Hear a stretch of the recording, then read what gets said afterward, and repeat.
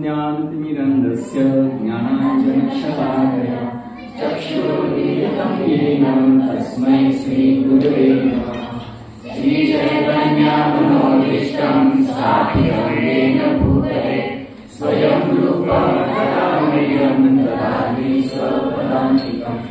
वन्देऽहं श्रीगुरो श्रीमदानन्दं श्रीगुरो वैष्णवांश्च श्रीरूपं साग्रजातं सर्वगुणाभान्वितं सजीवं साद्वैतं सावधूतं परिजनसहितं कृष्णचैतन्यदेवं श्रीराधाकृष्णपदान् सर्वललिता श्रीशाखान्वितांश्च नमो विष्णुपदाय कृष्णप्रेष्ठाय भूतले श्रीमते भक्तिवेदांत स्वामिनिधि नामिने। नमस्ते सरस्वती देवे गौरवाणी प्रचारिणे निर्विशेष शून्यवादी पाश्चात्यदेशतारिणे। नमो विश्वपदाय कृष्णप्रेष्ठाय भूतले श्रीमते भक्तिवेदांत स्वामिनिधि नामिने। श्रीवासवाणी देवी दयिताय कृपाते कृष्ण संबंध विज्ञान दायिने प्रभवे नमः। माधुर्य प्रेमाय श्री रूपानुभक्ति श्री गौर गुरुमा शक्ति विग्रहाय नमस्ते। नमस्ते गौरवाणी श्री मूर्तये निरतारिणे रूपानुगत सिद्धांत ध्वंसहारिणे। नमो विष्णुशिवाय साक्षात् दैवाभूते प्रियभर सामूर्ते कामानुगाय नमः। नमो भक्ति विनोदाय सच्चिदानंद नामिने गौरशक्ति स्वरूपाय रूपानुगाय निर्देष्टा सजनप्रिय वैष्णव सार्वभौम श्री जगन्नाथाय नमः। वाञ्छाकल्पतरुभ्यश्च कृपासिन्धुभ्येव च पतितानां पावनेभ्यो वैष्णवेभ्यो नमो नमः। नमो महापुण्याय कृष्णप्रेममदाय कृष्णाय कृष्णचैतन्य नाममेवोच्चिष्ये नमः। पंचतत्त्वात्मकं कृष्णं भक्तरूपस्वरूपकं भक्तावतारं भक्ताख्यं नमामि कृष्णचैतन्यं। हे कृष्ण करुणा सिन्धु दीनबन्धु जगत्पते गोपेश गोपिकाकान्त राधाकान्त नमस्ते।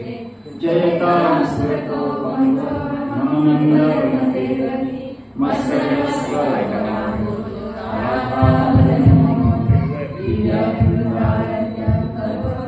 श्रीमद्रत्नागार सिंहासनस्थो श्रीमद्राधा श्रीगोविन्ददेवो प्रेष्ठानि सेव्यमानं स्मरामि। श्रीमान् राजसरसारण्ये वंशीयवटतटस्थिता कर्षणेन्दु स्मरति गोपीनाथाय सेविना। तप्तकाञ्चन गौराङ्गी राधे वृन्दावनेश्वरी वृषभानुसुते देवी प्रणमामि हरिप्रिये। जय श्री कृष्ण चैतन्य प्रभु नित्यानंद श्री अद्वैत गदाधर श्रीवासादि गौर भक्तवृंद। हरे कृष्ण कृष्ण कृष्ण हरे हरे हरे राम राम राम हरे हरे। हरे कृष्ण कृष्ण कृष्ण हरे हरे हरे राम राम राम हरे हरे। हरे कृष्ण कृष्ण कृष्ण हरे हरे हरे राम राम राम हरे हरे। दोन्ही माहिती पाहिजे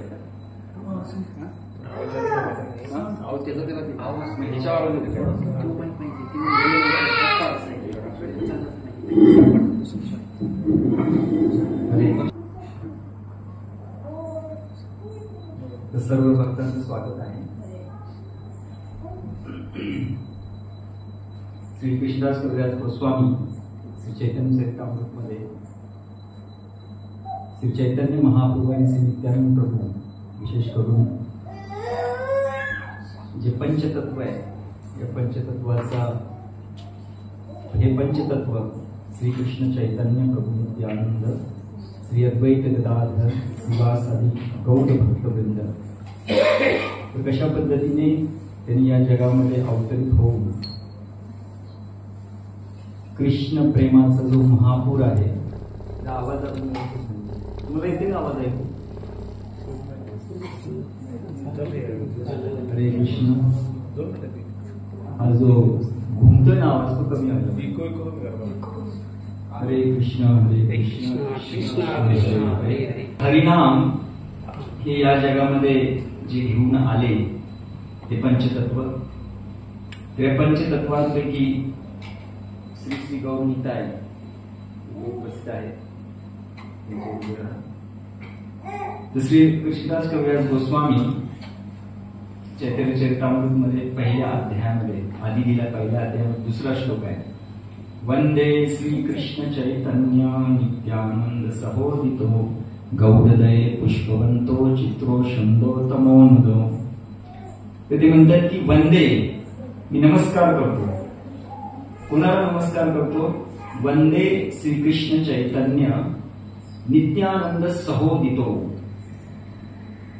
तर श्रीकृष्ण चैतन्य आणि नित्यानंद यांना मी नमस्कार करतो. तर का नमस्कार करतो? गौडदये पुष्पवंतो. गौडदय म्हणजे गौड देश. तुम्हाला ते गौड देश कुठे आहे? बंगाल, पश्चिम बंगाल, ही गौड देश. पुष्पवंतो म्हणजे सूर्य आणि चंद्र. तर गौड देशाच्या क्षितिजावर सूर्य आणि चंद्र एकाच वेळेला उगवलेले. आता प्रश्न आहे की सूर्य आणि चंद्र एकाच वेळेला उगवतात का? नाही. पण हे जे श्री चैतन्य महाप्रभू आणि श्री नित्यानंद प्रभू हे सूर्य आणि चंद्राप्रमाणे आहेत आणि एकाच वेळेला ते क्षितिजावर उगवलेले. चित्रवंतो, अद्भुत आहे, अद्भुत. आणि काय अद्भुत आहे?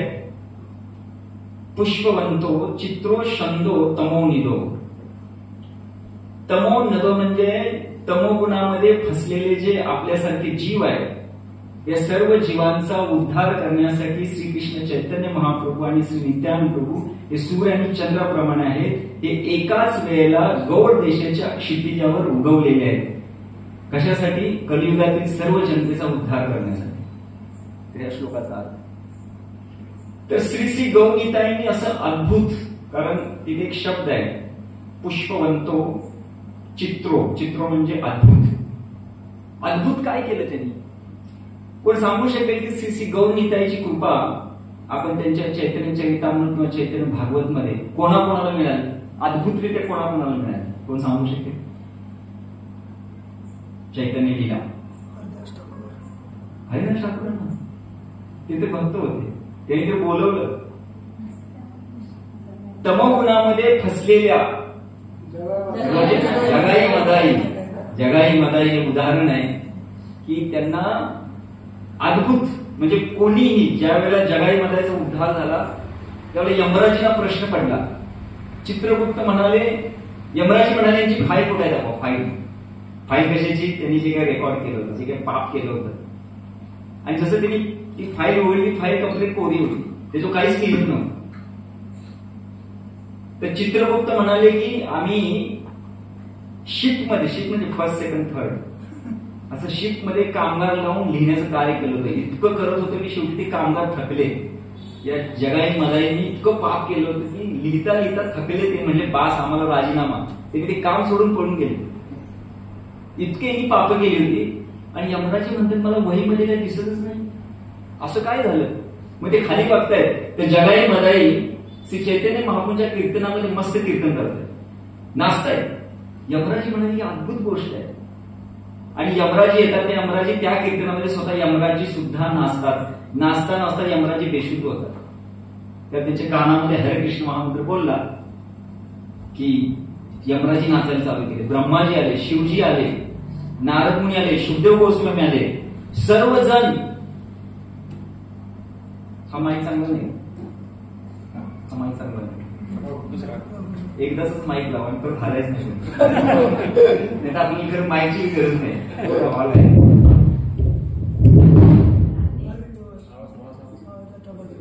आणि कुठला तर एकच माईक द्या मला.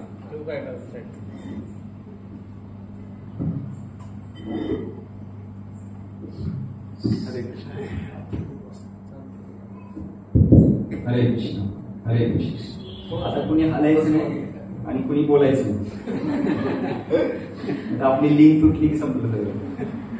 ठीक आहे, तुमचं झालं. आता काही करायचं नाही. कुठे गेला?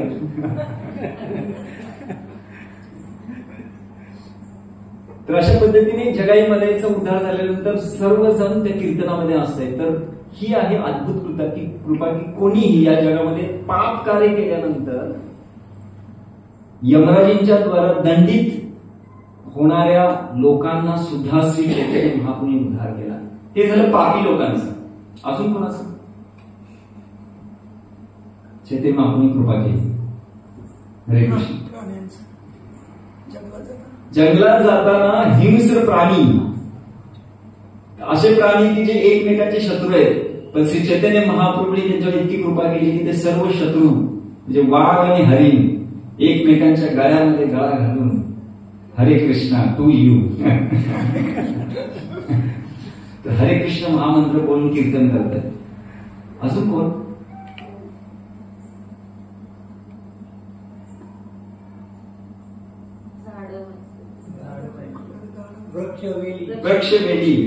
वृक्षवेली. हरिदास ठाकूर म्हणतात श्री चैतन्य महाप्रभू तुम्ही काळजी करू नका, या वृक्षवेलीचं सुद्धा उद्धार होणार. ज्याला मोठ्याने काय म्हणू आपण, हरे कृष्णा कृष्णा कृष्णा हरे हरे, हरे राम राम राम हरे हरे. ज्याला मोठ्याने महामंत्र म्हटला जातो, तो महामंत्र ज्याला सगळीकडे पसरतो ना, त्यावर सर्व वृक्ष, वेली, झाडे हे सुद्धा जे दिसायला जड आहे, चेतन आहे, पण काय हालचाल करत नाही, अशा सर्व जीवांचा उद्धार होणार. अजून कोण? हे अद्भुत आहे. गौरनिताची कृपा अद्भुत आहे. तर पापी पात्र अपात्र ना देखी कुणाकडे बघितले त्यांनी सगळ्यांच्यावर कृपा वर्षाव केला. अजून कोण?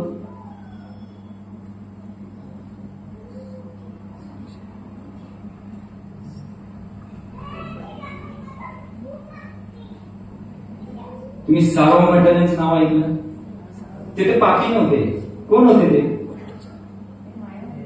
प्रकाट ज्ञानी होते. प्रकाट ज्ञानी म्हणजे ते बृहस्पतीचे अवतार होते. आणि ज्ञानामध्ये त्यांच्यासारखं ज्ञानी त्या वेळेला श्री चैतन्य महाप्रभूंच्या त्या लीलेमध्ये त्यांच्यासारखं ज्ञानी कोणी नव्हतं. शास्त्रामध्ये कुठेही कुणाला जर काही शंका असेल ना, तर संपूर्ण पृथ्वीवरून लोक त्यांना भेटायला यायचे की आम्हाला याचं काहीतरी समजून सांगा, हे आम्हाला समजत नाही. तर असे सार्वभौम भट्टाचार्य जे ज्ञानी होते, ज्ञानी म्हणजे निराकारावर ध्यान करणारे, भगवान म्हणजे निराकार आहे. तर श्री चैतन्य महाप्रभू याला जगन्नाथपुरीमध्ये प्रथम आले आणि जगन्नाथजींना पाहिल्यानंतर ज्याला श्री चैतन्य महाप्रभू बेशुद्ध झाले, त्याला सार्वभौम भट्टाचार्य ओळखले हे साधारण व्यक्ती नाही, हा परम वैष्णव, म्हणून त्यांना आपल्या घरी घेऊन जातात. आणि तिथे ज्यावेळेला घरामध्ये 7 दिवस श्री चैतन्य महाप्रभूंच्या बरोबर सार्वभौम भट्टाचार्य वार्तालाप करतायत. आणि त्या वार्तालापामध्ये 7 दिवस सार्वभौम भट्टाचार्य प्रवचन करतायत आणि श्री चैतन्य महाप्रभू ऐकतायत. 7 दिवस एक शब्द बोलले नाही, फक्त ऐकलं नाही. आणि ज्यावेळेला त्यांचं प्रवचन संपलं, निर्विशेष ज्ञानाचं प्रवचन संपलं, त्यावेळेस सार्वभौम भट्टाचार्य म्हणतायत बुझिबो का ना बुझिबो, काही समजलं का नाही? तर त्यावेळेला श्री चैतन्य महाप्रभू म्हणाले तुमचं जे प्रवचन आहे ना, ते असं आहे की याच्यामध्ये म्हणजे भगवंतांना तुम्ही पूर्णपणे भगवंताच्या अस्तित्वावर, भगवंतांच्या आकारावर तुम्ही खूप बोलत आहात. आणि मग सार्वभौम भट्टाचार्य श्री चैतन्य महाप्रभू त्यांना असं काही ज्ञान देतात की श्री चैतन्य महाप्रभू त्यांच्यावर सुद्धा कृपा प्रदान करतात. ज्ञानी व्यक्तीला कुणी बदलू शकत नाही, कुणी नाही, कारण ज्ञानी व्यक्ती कुणाचा ऐकत नाही. आणि त्याच्यामध्ये सार्वभौम भट्टाचार्य असे जे प्रकाड पंडित तर कुणाचंच ऐकू शकत नाही. आणि भक्ती त्यांना देणं म्हणजे अशक्य आहे. तरी सुद्धा श्री चैतन्य महाप्रभू त्यांच्यावर कृपा केली आणि त्यांना आपलं पार्षद बनवलं. त्यानंतर अजून एक होते प्रकाशानंद सरस्वती. ते तर मायावादी होते. मायावादी म्हणजे आम्ही कृष्ण बनणार, नमो नारायण, तुम्ही नारायण, आम्ही नारायण, हे नारायण, ते सगळे नारायण, नमो नारायण. तसे चैतन्य महाप्रभूंनी जेव्हा त्यांच्याकडे गेले, त्यांना जेव्हा आमंत्रण आलं, तेव्हा प्रकाशानंद सरस्वतींचा सुद्धा श्री चैतन्य महाप्रभू उद्धार केला. केवळ त्यांचाच नाही, त्यांच्याबरोबर किती हजार शिष्य होते? 60,000 शिष्य. वाराणसीमध्ये असा काय प्रचार केला, एका प्रवचनामध्ये त्यांनी प्रकाशानंद सरस्वती आणि त्यांचे 7,000 शिष्यांना भक्त बनवले. ही आहे श्री श्री गौरनीताची कृपा. अद्भुत म्हणजे भक्तांना भक्त नाही बनवलं, जे भक्त बनू शकत नाहीत, जे भक्त बनू शकत नाही, आपण भक्त बनू शकत नाही, तर अशा भक्तांसाठी श्री श्री गौरनीता आहे. त्यांनी काय अद्भुत केलं, काय आपल्यासाठी काय अद्भुत आहे, खूप अद्भुत गोष्ट आहे आपल्यासाठी. आज श्री जीव गोस्वामींचा आविर्भाव दिवस आहे. इथे सगळ्यांना गौडीय संप्रदाय ऐकला घेते, असे कोण आहे ज्यांनी गौडीय संप्रदायाचं नाव ऐकलं नाही? हात वर करा. ज्यांना गौडीय संप्रदायाचं नावच माहिती नाही असं कोण आहे? अच्छा, सगळ्यांना माहिती आहे. कोणता संप्रदाय आहे तो गौडीय संप्रदाय? हा, कोणाच आहे? आपला संप्रदाय आहे. तो आपला संप्रदाय आहे, तो कोणाचा नाही, आपला आहे. मी जर प्रश्न असे विचारले थोडस घेऊन जात काय, तो आपला संप्रदाय आहे. गौडीय संप्रदाय हा सगळ्यात मोठा संप्रदाय, सर्वश्रेष्ठ संप्रदाय आहे. याच्यामध्ये असं सर्वश्रेष्ठ काय आहे आणि श्री चैतन्य महाप्रभूंनी या संप्रदायाचं विशेष काय दिलेलं आहे त्याची आपल्याला चर्चा करायची. एक भारद्वाज मुनी होतात, भारद्वाज मुनी. त्यांना शास्त्र वाचण्याची इच्छा होती. ते म्हणजे जेवढे शास्त्र या पृथ्वीवर आहेत ना त्या सर्व शास्त्रांचं मला वाचन करायचं, मला समजून घ्यायचं. त्यांनी वाचायला सुरुवात केली. जेव्हा त्यांनी वाचायला सुरुवात केली केली केली त्यांचा एक जन्म संपला. ते म्हणले, अरे माझी जर शास्त्र वाचायची झाली नाही तर मला तर मृत्यू आहे ना. मग इंद्रदेवांना त्यांनी वरदान मागितलं की इंद्रदेव मला दुसरा जन्म द्या. ते म्हणले ठीक आहे, घे दुसरा जन्म. दुसरा जन्म आला. त्यांनी शास्त्र वाचायला चालू केली. वाचली वाचली वाचली पण शास्त्र काय संपन्न झाले. त्यांचा मृत्यू जवळ आला. ते इंद्रदेवांना म्हणाले की मला तिसरा जन्म द्या. ते म्हणले ठीक आहे, घे. तिसरा जन्म झाला त्यांचा. त्यांनी परत राहिलेली शास्त्र वाचायला चालू केली. वाचतायत वाचतायत वाचतायत वाचतायत मृत्यू जवळ आला. इंद्रदेवांना म्हणतात नाही अजून होईल, मला चौथा जन्म द्या. इंद्रदेव म्हणाले ठीक आहे, घ्या. चौथा जन्म झाला. परत शास्त्र वाचायला चालू केली. ते वाचतायत वाचतायत वाचतायत वाचतायत मृत्यू जवळ आला. इंद्रदेवांना म्हणतायत की मला पाचवा जन्म द्या. इंद्रदेव म्हणाले थांब. इंद्रदेवांनी आपल्या शक्तीद्वारे त्यांना पृथ्वीवर किती शास्त्र आहे ती दाखवली. भारद्वाज मुनी जेव्हा शास्त्र पाहिली ना त्यांना असं दिसलं जे अर्जुनाने विश्वरूप पाहिल्यानंतर दिसलं. अर्जुनाने विश्वरूप पाहिल्यानंतर काय दिसलं? काय दिसलं? ब्रह्मांड दिसलं. कसं दिसतंय? कसं दिसतंय? ज्याला आधी नाही आणि अंत नाही, ज्याला आधी नाहीये आणि अंत नाहीये, कुठून कुठून सुरुवात करू? अजून म्हणाली कुठं कुठं नमस्कार करू? इकडे नमस्कार, तिकडे नमस्कार, इकडे नमस्कार, खाली नमस्कार करू, कुठं कुठं करू नमस्कार? अर्जुनाला काही समजलंच नाही. म्हणजे असं रूप की ज्याला आधी नाहीये अंत नाहीये. असं शास्त्राचं दर्शन कोणाला झालं? ते म्हणाले शास्त्राला कुठे आधी आहे कुठे अंत आहे काय कळलं झालं. या पृथ्वीवर किती शास्त्र आहेत? ज्याला आधी नाही ज्याला अंत नाही इतकी शास्त्र आहे. भारद्वाज म्हणून साक्षात्कार झाला. मी नाही वाचू शकत. हरे कृष्ण. म्हणून या पृथ्वीच्या पाठीवर जितके काही संप्रदाय आहेत ना ते संप्रदाय ज्यावेळेला आपल्याला ज्ञान देतात ना त्यावेळेला ते तितकेच ज्ञान देऊ शकतात जेवढा त्यांना शास्त्राचं आकलन होतं. संपूर्ण शास्त्राचं आकलन त्यांना होऊ शकत नाही. का होऊ शकत नाही? का होऊ शकत नाही? कारण शास्त्राला आधी नाही अंत नाही. जेवढं त्यांच्या ह्याच्यात दिसेल समजेल तेवढं ते देऊ शकतात. म्हणून प्रत्येक संप्रदाय हा त्यांच्या त्यांच्या आचार्यांना जेवढी शास्त्र समजतायत तेवढंच ते ज्ञान देतात. मग हे ज्ञान कसं असणार आहे?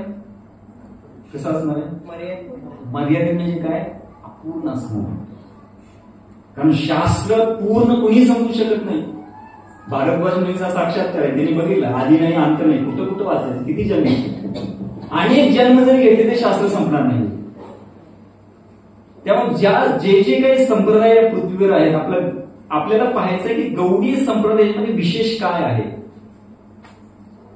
तर गौडीय संप्रदाय सोडून जितके बी काही संप्रदाय आहेत, सगळे संप्रदायाचे जे मुख्य आचार्य आहेत, भगवंतांच्या प्रेरणेने त्यांना जितकं काही शास्त्र समजतंय तेवढं शास्त्र ते लिहितायत आणि तेच आपल्या शिष्यांना सांगतायत. मग त्यांना परिपूर्ण शास्त्र नाही समजत, शास्त्राचा एक भाग फक्त त्यांना जसं दिसलं तसं त्यांनी लिहिलं. जसं एक उदाहरण येतं, एक भगवद्गीता अभ्यास वर्गामध्ये ना एक उदाहरण दिलं जातं की 6 आंधळे लोक हत्ती बघतायत. कुणी कुणी ऐकले उदाहरण? ऐकले ना? 6 आंधळे लोक हत्ती बघतायत, ज्यांनी कधी हत्ती बघितला नाहीये आणि ते हत्ती बघतायत. कसे बघतायत हत्ती? स्पर्श करून. मग एक व्यक्ती कुठं स्पर्श करतोय? शेपटीला. आणि तो हत्ती कसा आहे? हत्ती म्हणजे सापासारखा. एक व्यक्ती हत्तीच्या पोटाला स्पर्श करतोय आणि तो हत्ती म्हणजे कसा आहे?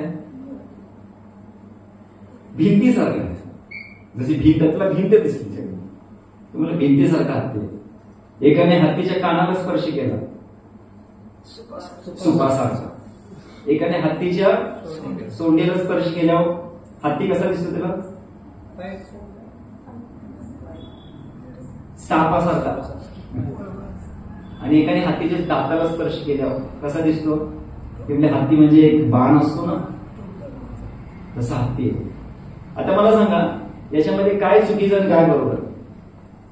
ज्यांनी हत्ती पाहिलाच नाही, आता आपण हत्ती पाहिला नाही, आपण हत्ती पाहिलेला आहे म्हणून आपण म्हणतोय की हत्ती म्हणजे भिंतीप्रमाणे नाही, हत्ती म्हणजे रस्सीसारखा नाही. आपण पाहिलेलं आहे, पण आपण हत्ती पाहिलेलाच नाहीये. मग आपण काय समजून घेऊ? काय समजून घेऊ?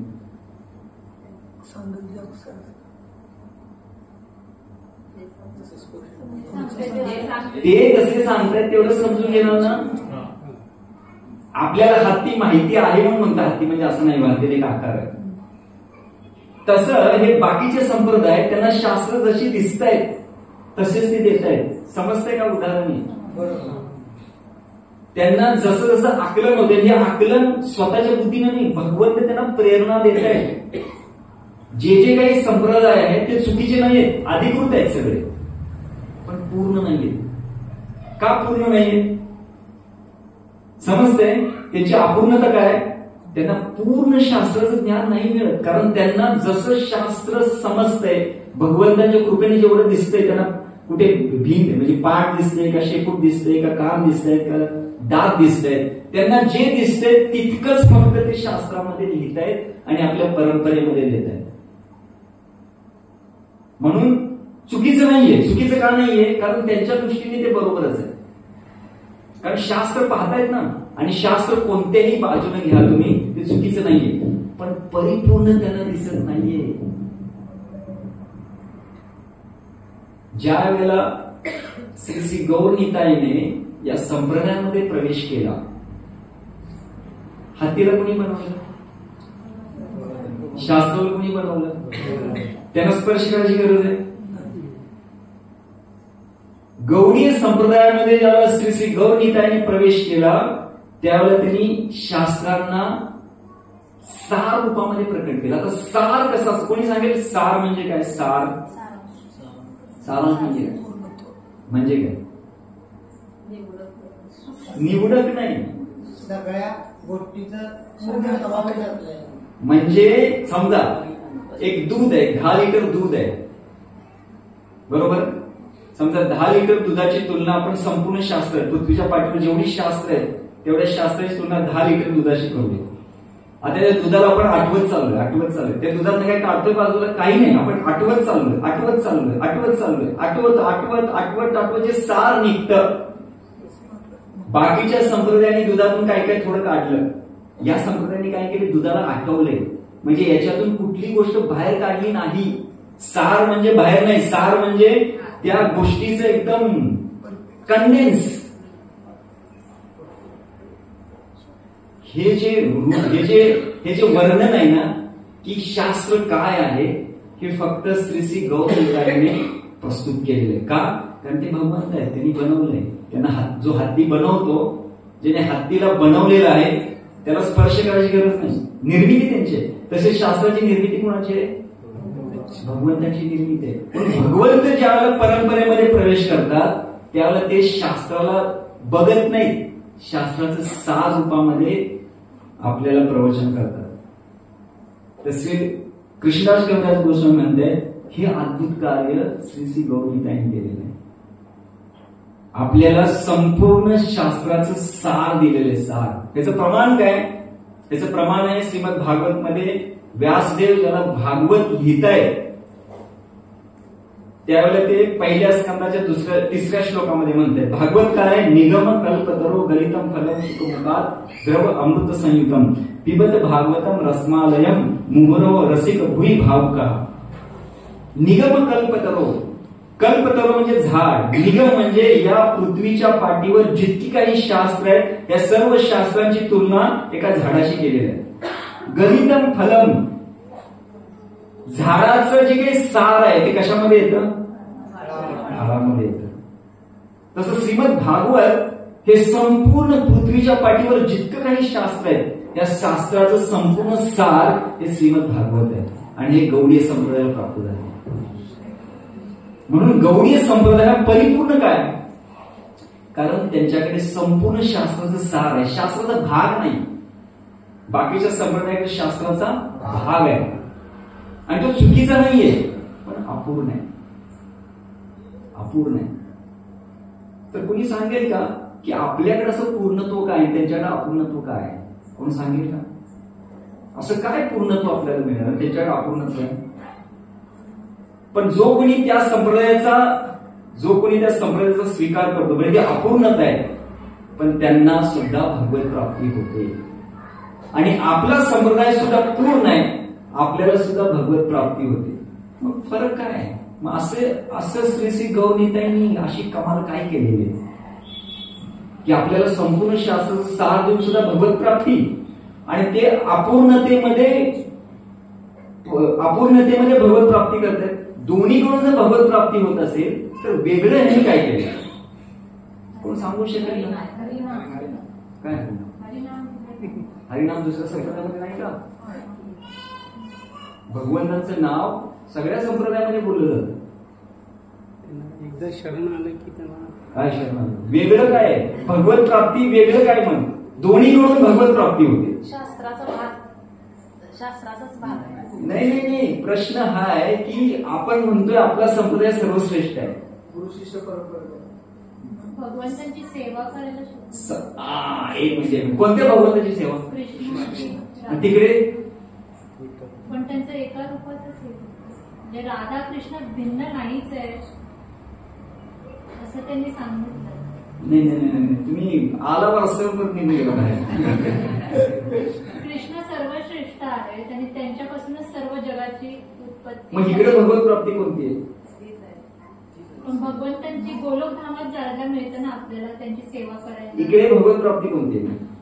वैकुंठ असेल, विष्णू. म्हणजेच लक्षात घ्या पूर्णत्व काय, अपूर्णत्व काय. ज्यावेळेला सर्व अवतारांचं वर्णन करण्यात आलं, श्री व्यासदेव ज्याला सर्व अवतारांचं वर्णन करतात त्याला म्हणतात एते चान्स कला पुंसा कृष्णस्तु भगवान स्वयं. झालं काय? श्री व्यासदेव वर्णन करतायत, सर्व अवतारांचं वर्णन करतायत. त्या अवतारांमध्ये भगवान श्रीकृष्णाचं नाव सुद्धा आलं. आणि ज्याला भगवान श्रीकृष्णाचं नाव आलं त्यामुळे व्यास अर्थ चूक झाली. काय चूक झाली? कृष्ण अवतार नाही, कृष्णस्तु भगवान स्वयं. मग गौडीय संप्रदायामध्ये जे परिपूर्ण कृष्ण आहेत त्यांची प्राप्ती होते, कारण सर्व शास्त्रांचं सार हे आपल्याला इथे घेऊन जातं. पण बाकीचे संप्रदायामध्ये सुद्धा भगवत प्राप्ती आहे, पण भगवंतांची वेगवेगळी रूप आहेत. मग राम, नरसिंह, वामन, आज वामन द्वादशी आहे, वामन अवतार आहे. तर भगवान श्रीकृष्ण ज्यांना म्हणतात ब्रज कृष्ण, जे श्याम सुंदर कृष्ण आहेत, हे श्याम सुंदर कृष्ण जे मूळ आहेत त्यांची माहिती देणारा संप्रदाय कोणता आहे? गौडीय संप्रदाय. यांना सोडून मग राम, नरसिंह, वामन जितकी काही अनेक रूप आहेत यांची माहिती आपल्याला बाकीचे संप्रदाय देतात आणि कदाचित त्या रूपापर्यंत आपली भगवत प्राप्ती होते. कारण भगवत प्राप्ती म्हणजे भगवंतांची प्राप्ती किंवा त्यांच्या अवतारांची प्राप्ती. पण तरी सुद्धा काय फरक आहे की राम, नरसिंह, वामन आणि कृष्ण जर त्यांना प्राप्ती होते आणि आपल्याला प्राप्ती, फरक काय? भगवंतांनी जसं लीला केली तसं बाकीच्या लोकांनी लीला नाही. हा, आणखीन जवळ जाऊ. आणखीन काय? पूर्ण कृष्ण. मला सांगा, आपल्याला कोणाच्या लीला मधुर वाटतात? वाटतात ना? का मधुर वाटतात? लीला त्यांचे सुंदर आहेत आणि अशा लीलांमध्ये प्रवेश करून भगवंतांची प्रत्यक्ष सेवा करण्याची संधी कुणी उपलब्ध करून दिलेली आहे? श्री श्री गौरी. ही आहे अद्भुत. कोणाला? तुम्हाला, मला, जे अतिशय पापी आहेत. आपलं पाप कमी आहे का? किती आहे पाप? क्षणाक्षणाला पाप घडतंय. जगाईमध्ये कमी पडते. एवढं पाप आहे आणि एवढं पाप जे करतायत अशा लोकांना थेट गोलोक वृंदावन मध्ये जाण्याचा रस्ता घेऊन आले श्री श्री गौरीताई. ही आहे अद्भुत, जे न भूतो न भविष्यती. न भूतो न भविष्यती म्हणजे ब्रह्माजींच्या एका दिवसामध्ये एकदाच होतंय. आणि ब्रह्माजींचा एक दिवस म्हणजे किती? 1000 चतुर्युग. एक चतुर्युग म्हणजे काय? सत्ययुग, त्रेतायुग, द्वापारयुग, कलयुग यांना मिळून एक दिव्ययुग. अशी 1000 दिव्य युग झाल्यानंतर एकदा श्री श्री गौरनीता या पृथ्वीवर अवतरित होतात आणि आपल्याला गोलोकचा रस्ता दाखवतात. हे अद्भुत आहे. म्हणजे आपल्यासाठी उद्धाराचा काही मार्ग नाही, काही नाही. कुणीही आपली जबाबदारी नाही घेऊ शकत, कुणी नाही, देवता सुद्धा नाही. ते म्हणतात याची कोण जबाबदारी घेणार? आणि त्यात मंद सुमंद मतयोग, मंद भाग्यातली उपद्रवता, अतिशय मंद सुमंद मतिभ्रष्ट, नेहमी विचलित आहेत, गोंधळलेले आहेत, त्रस्त आहेत, दुःखी आहेत, कष्टी आहेत. याची जबाबदारी कोण घेणार? ते मी नको. हे आले, हे दोघे भाऊ आले, एकाच वेळेला उपस्थित झालेले आहेत. सूर्य चंद्र कधी एकत्र येत नाही, पण हे आले. हे आले आणि त्यांनी मार्ग सुद्धा दिला. असा मार्ग दिला जो अन्य संप्रदायांपेक्षाही श्रेष्ठ आहे. त्याला गौडी संप्रदाय म्हणायचं. म्हणून संपूर्ण शास्त्र वाचल्यानंतर या पृथ्वीच्या पाठीवर जितकी काही शास्त्र आहेत, ही सगळी शास्त्र वाचल्यानंतर एकच दिसतं. ते म्हणजे काय? हरे कृष्ण हरे कृष्ण कृष्ण कृष्ण हरे हरे हरे राम राम राम हरे हरे. आता मला सांगा, तुमच्यापैकी किती जणांनी शास्त्र वाचले? प्रभूजी, आम्हाला भागवत वाचता होत नाही. पृथ्वीच्या पाठीवर जितकी काही शास्त्र, किती शास्त्र आहेत पृथ्वीच्या पाठीवर? ज्याला आधी नाही अंत नाही. कुणाचा साक्षात्कार आहे? भारद्वाज मुनींचा. 4 जन्म घेतले त्यांनी शास्त्र वाचण्यासाठी. त्यांचे जन्माचे 100 वर्ष नव्हे, हजार वर्ष ते जगत होते. त्यावेळची गोष्ट आहे. असे 4 जन्म घेतल्यानंतर सुद्धा त्यांना कळालं की या शास्त्रांना आधी नाही अंत नाही. आणि अशा आधी आणि अंत रहित जे शास्त्र आहेत त्याचं सार आहे ते म्हणजे हरे कृष्ण महामंत्र, जो आपल्याला अगदी पहिल्या दिवशी सांगितलं होतं. काय? महामंत्र घ्या, महामंत्र घ्या. हे सार आहे, सार. गरज नाही आपल्याला शास्त्र वाचायची, आपल्याला सार देऊन टाकलं. ही कृपा आहे. हे देवतांनाही माहिती नाहीये, द्वापार युगाला माहिती नाहीये, त्रेतायुगाला माहिती नाहीये आणि सत्ययुगाला माहिती नाहीये. आणि कलियुगामध्ये आपल्यासारखे सगळे जे मतिभ्रष्ट आहेत जे विचलित आहे. तुम्ही जर ते श्लोकाचा अर्थ बघा, मंद सुमंद मतयो मंद भाग्याही उपद्रवता, ते त्रस्त आहे, ज्यांची बुद्धी पूर्णपणे भ्रष्ट आहे. आपलं वर्णन नाही, दुसऱ्या कोणाचं नाही, पूर्ण भ्रष्ट आहे बुद्धी. तर अशा लोकांना संपूर्ण शास्त्राचं सार देण्यासाठी हे श्री गौरी तयार झाले. आणि मग आपण तो श्लोक आहे ना, ते दिलेलं आहे. पण दुर्दैव आम्ही, काय दुर्दैव आहे आमचं? दुर्दैव आम्ही, याच्यामध्ये दुर्दैव आहे की न अनुराग, याच्यामध्ये आम्हाला अनुरागच नाही. अनुराग का नाही? कारण हातात जप घ्यायला सुरुवात केली की एक झोप येते, नाही तर मन पळून जात. एक तर झोप येते, नाही तर मन पळून जात. आणि जर झोप नाही आली, मन नाही पळून, तर मी पळत असतो. इकडे पळत, तिकडे पळत, तिकडे पळत असतो. ते देवता म्हणतात तरी लोक वेडी आहेत का? यांना एवढं सुंदर मिळालेलं आहे, आम्हाला ते काही याचं समजतच नाही, पण ह्यांना मिळाले आणि हे लोक अशी वेड्यासारखी करतात. आपल्याला त्याचं महत्व समजत नाही. तर का महत्व समजत नाही? त्याला एक कारण आहे, आणि तो आपल्या प्रवचनाचा विषय आहे.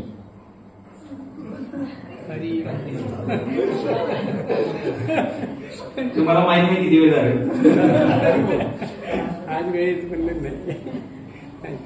तर इतका सुंदर महामंत्र आपल्याला मिळालेला आहे, जो देवतांना सुद्धा दुर्लभ आहे. देवता सुद्धा हे घेऊ शकत नाही. ब्रह्माजी हे साधारण आहेत, भारद्वाज मुनीपेक्षा श्रेष्ठ आहेत ब्रह्माजी. ब्रह्माजींनी संपूर्ण पृथ्वीवर जेवढी शास्त्र आहेत ना, ती सगळी शास्त्र ब्रह्माजींनी वाचली. आता त्यांचं शरीर कशाने बनलंय? बुद्धीने बनलंय. तिने वाचलं म्हणजे तिने बुद्धीने त्याचं सार आकलन केलं,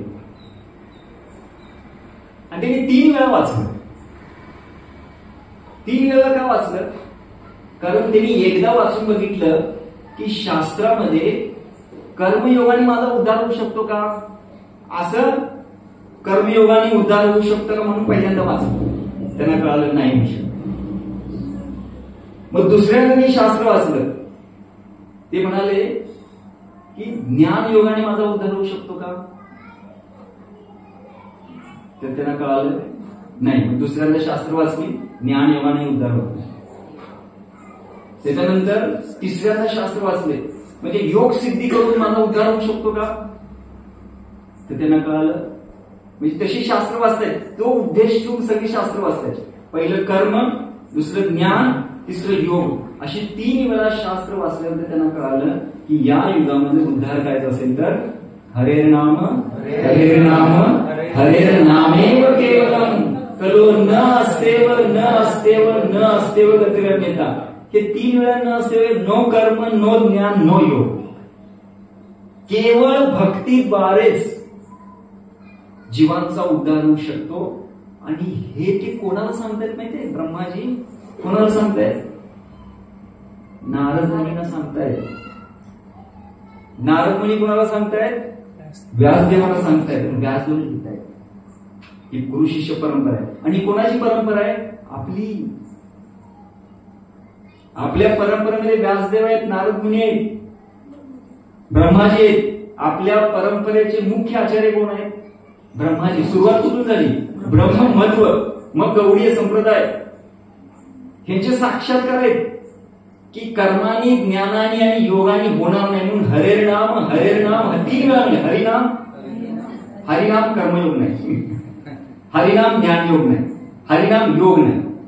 योगाने नाही, होणार नाही, कर्माने नाही, ज्ञानाने, योगाने, केवळ हरिनाम हरिनाम हरिनाम. हा साक्षात्कार आहे सर्व आचार्यांचा. पण दुर्दैव आम्ही एवढं दुर्दैवी आहोत की आपल्याला नाव घ्यायला सुरू केलं की समस्या येते.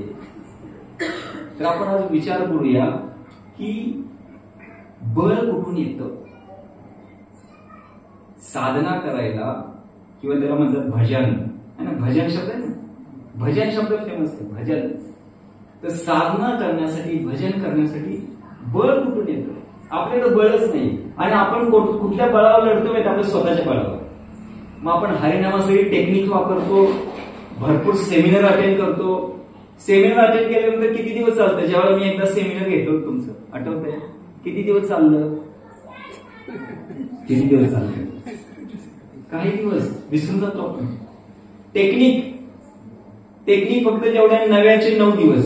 जेवढी टेक्निक नवी आहे तेवढेच म्हणतात ना, एका वेळेला एकच नाव घ्यायचं, परत नाही दुसरं घ्यायचं. फोकस करायचं, मोठ्याने बोलायचं, पहिले नाव स्पष्ट उच्चार करायचा, शेवटी जोर द्यायचा. असे अनेक टेक्निक्स आहेत. घेतल्यानंतर काही दिवस चालतात, परत तर कोणत्याही भौतिक पद्धतीमध्ये बळ नाहीये. जे नाम साक्षात भगवत धामातून प्रकट झालेलं आहे, साक्षात श्री श्री गौरनिताई स्वतःद्वारे घेऊन आलेले आहेत, त्या नामाला या जगातली कुठलीही पद्धतीद्वारे आपण ते नामामध्ये बळ नाही आणू शकत, किंवा त्या नामाला घेण्यासाठी बळ ही भौतिक पद्धत नाही देऊ शकत. तर मग बळ कुठून येणार? आणि बळ काय आहे, आणि बळ कसं येतं? आणि हा आपल्या जीवनातला सगळ्यात मोठा घटक आहे, पण त्याला आपण पूर्णपणे विसरतो. कोण सांगू शकेल काय? कोणाला प्रार्थना?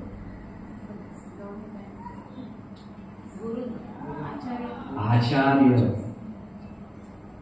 कुठे गेला तो? तू फक्त वाजवायला तुझे.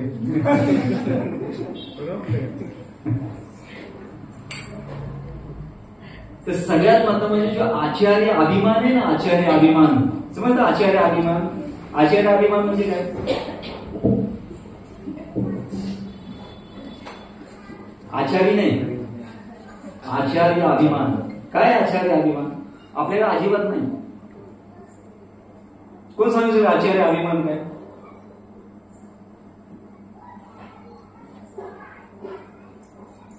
आचार्य निष्ठा. एक मिनिट, मी तुम्हाला एक गोष्ट वाचून दाखवतो, मी तुम्हाला कळलं आचार्य निष्ठा काय असते.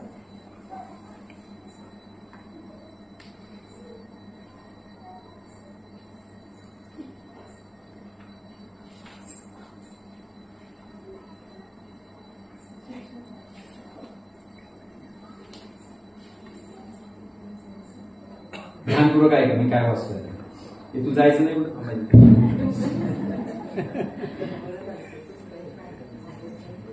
आचार्य उपासनम अर्थात आध्यात्मिक गुरुचा स्वीकार करण्याबाबत सांगायचे तर प्रामाणिक आध्यात्मिक गुरु स्वीकारणे अत्यावश्यक आहे, कारण त्यांच्या मार्गदर्शनापासून आध्यात्मिक विज्ञानामध्ये प्रगती करणे अशक्य आहे. मनुष्याने पूर्ण विनम्रतेने आध्यात्मिक गुरुला शरण जावे आणि त्यांची सेवा करावी, जेणेकरून आपल्या शिष्यावर कृपा वर्षाव करण्यासाठी गुरु प्रसन्न होती. प्रामाणिक आध्यात्मिक गुरु हा श्रीकृष्णांचा प्रतिनिधी असल्यामुळे जर त्याने आपल्या शिष्यावर कृपा वर्षाव केला, आता पुढचं वाक्य व्यवस्थित ऐका, जर आपल्यावर आचार्यांनी कृपा वर्षाव केला तर शिष्याने जरी नियामक तत्वांचे पालन केले नाही तरी त्याची तात्काळ प्रगती होते. तुम्ही तर प्रभूजी पहिलं सांगायचं कुठलं कोटेशन, कारण आम्हाला प्रगती करायची पण नियम नाही पालन करायचे. असं काय आहे का? तर हा शब्द ज्यावेळेला आचार्य आपल्यावर कृपा करतात तेव्हा आपल्याला बळ येतं. आणि जरी समजा चुकून अपी म्हणजे अपीचेस दुराचार, अपी म्हणजे क्वचित माझ्याकडून जरी चुकीचं कार्य घडलं तरी आचार्य माझं रक्षण करतात. याचा अर्थ असा नाही की अपी म्हणजे काय क्वचित, रोज नव्हे, नाहीतर लायसन म्हणजे आचार्याची दिसलाय म्हणजे चुका करायला. अपी म्हणजे मी प्रयत्न करतोय पण क्वचित चुकून, तरी सुद्धा आचार्य आपल्यावर कृपा करतात आणि आपली तात्काळ प्रगती. तात्काळ म्हणजे तात्काळ.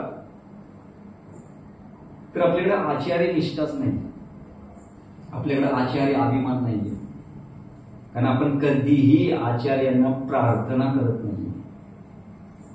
आपली प्रार्थना कोणाकडे असते? भगवंताला, डायरेक्टच भगवान श्रीकृष्ण.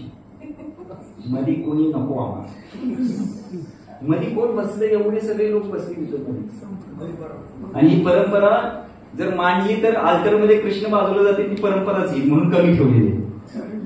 का तर समजावं की परंपरा भगवान श्रीकृष्णांमध्ये जाते म्हणून भगवंताने ठेवलंय तिथं. नाहीतर एवढी परंपरा आहे मोठी आपली, तर ती परंपरा लावली तर भगवंत बाजूला जातील आणि परंपराच येईल तिथं. एवढी मोठी परंपरा आहे, तरी एवढे मध्ये लोक का बसलेत? आपण तिकडे बघतच नाही, फक्त कुठे डायरेक्ट कृष्ण. प्रभूजी आम्हाला, आम्ही गवडी आहोत ना, गवडी म्हणजे डायरेक्ट कृष्ण. बाकीचं काही आम्हाला घेणं देणं नाही. दीक्षा झाली ना, झाला का आमचा संबंध कृष्णाशी डायरेक्ट. आता गुरु बिरू कोण आम्हाला माहिती नाही, डायरेक्ट कृष्ण. आपल्याला बळ कधीच मिळणार नाही, कधीच नाही. बळ हवं असेल ना, दीक्षा हो या न हो, आपल्यासाठी गुरु शिष्य परंपरा ही शाश्वत आहे. ज्या दिवशी मी समजतो की या गुरु शिष्य परंपरेशी मला संबंध जोडायचा आहे आणि आपण त्या गुरु शिष्य परंपरेसाठी प्रार्थना करतो ना, ती गुरु शिष्य परंपरा दीक्षा न होता आपला स्वीकार करतो. गुरु शिष्य परंपरा म्हणत तुमचं दीक्षा नाही झाली तर मी घेणार नाही, नो. दीक्षा हो या न हो, दीक्षा हा बाह्य भाग आहे, एक आहे आंतरिक, जो आपण चर्चा केला. आंतरिक म्हणजे मी माझ्या संपूर्ण गुरु शिष्य परंपरेमध्ये निष्ठा ठेवलेली आहे, ते आपल्याला लगेच स्वीकार करतात. याला म्हणलेलं आचार्य निष्ठा, याला म्हणलेलं आचार्य अभिमान. याच्यामध्ये दोन गोष्टी आहेत. एक गोष्ट म्हणजे आपली जर आचार्यांच्या निष्ठा असेल तर आपण आपल्या संप्रदायाचं सोडून दुसऱ्या संप्रदायात आपण ऐकू शकत नाही. आज तुम्हाला युट्यूबला किती ऐकायला मिळतं आणि सगळ्यांना ते हेडिंग बघितलं ना की कामावर विजय, क्रोधावर विजय, लोभावर विजय. तो थंबनेल असतो ना, एकदम चित्र आणि अट्रॅक्टिव्ह पोस्टर बनवतात आणि म्हणतात की तुम्ही जर हे पालन केलं तुमचं काम, क्रोध, लोभ असं निघून जाणार. आपल्याला वाटतं वाह क्या वाह. आणि आपल्या कुठे इस्कॉनमध्ये असं काही दिसत नाही, म्हणतात नाही नाही हे थोडे ह्याच्याविषयी आपण परत ते करून येऊ मग इकडे येऊ. तर युट्यूबला आपल्याला अनेक अनेक साधूंची प्रवचनं मिळतात. पण आज आपण पाहिलं की आपला संप्रदाय इतका महत्वाचा आहे, अद्भुत आहे, सर्वश्रेष्ठ आहे, मग आपण दुसरीकडे का जातो ऐकायला? पहिली गोष्ट म्हणजे माहिती नव्हतं, पण माहिती असताना सुद्धा जातो. काही गरज नाही जायची. ही परंपरेने ठरवलंय जो कोणी त्यांचा होईल त्या सगळ्यांना भगवत धर्मात घेऊन जायचं. हे ठरवलंय. फक्त आपणच ठरवत नाही की मला जायचं नाही आणि आपण त्याच्यावर निष्ठा ठेवत नाही. निष्ठा म्हणजे पहिलं की त्यांच्या परंपरेमध्ये जो आहे त्यांचंच ऐकणार. आणि दुसरं म्हणजे दररोज त्यांना प्रार्थना करणं. हे बळ आहे, भजनाचं बळ हे आहे. भजनाचं बळ काय आहे? त्यांना रोज प्रार्थना. तर एक प्रार्थना आहे, आपण इथे गाणार आहोत. तुमच्या सगळ्यांच्याकडे जे बुक आहे ना त्याच्यामध्ये 49 पानावर हे एक भजन आहे. अशी अनेक भजनं आहेत. तुम्हाला एक भजनाची झलक सांगतो की काय भजन असतं आणि त्या भजनाचा जो अर्थ जर आपल्याला समजला तर कळेल आपल्याला की काय निष्ठा असते, प्रार्थना काय आहे. जोपर्यंत हा प्रार्थनेचा जो भाव आहे ना ते आपल्या भजनाचं बळ आहे.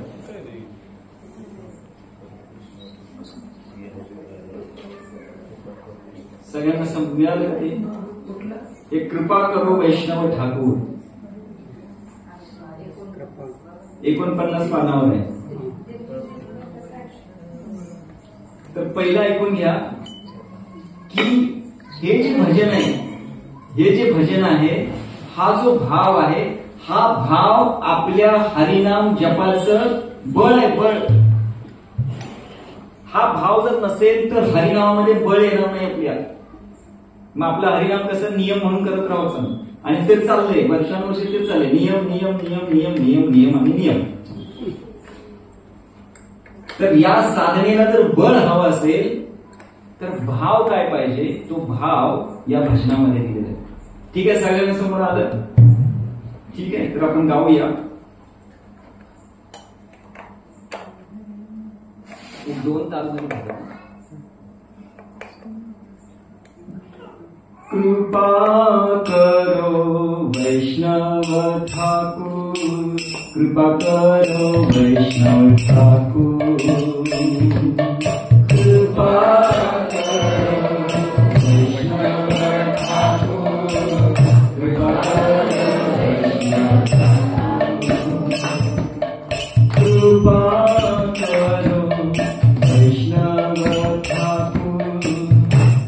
करो वैष्णव ठाकुर। कृपा करो वैष्णव ठाकुर, कृपा करो वैष्णव ठाकुर। संबंध जानिया भजिते भजिते अभिमान भय दूर। संबंध जानिया भजिते भजिते अभिमान भय दूर। संबंध जानिया भजिते भजिते अभिमान भय दूर। संबंध जानिया भजिते भजिते अभिमान कृपा करो वैष्णव ठाकुर, कृपा करो वैष्णव ठाकुर। कृपा करो वैष्णव ठाकुर, कृपा करो वैष्णव ठाकुर। आमी तो वैष्णव ए बुद्धि होइले अमानी नाम गामी। आमी तो वैष्णव ए बुद्धि होइले अमानी नाम गामी। आमी तो वैष्णव ए बुद्धि होइले अमानी नाम गामी। आमी तो वैष्णव ए बुद्धि होइले अमानी नाम गामी।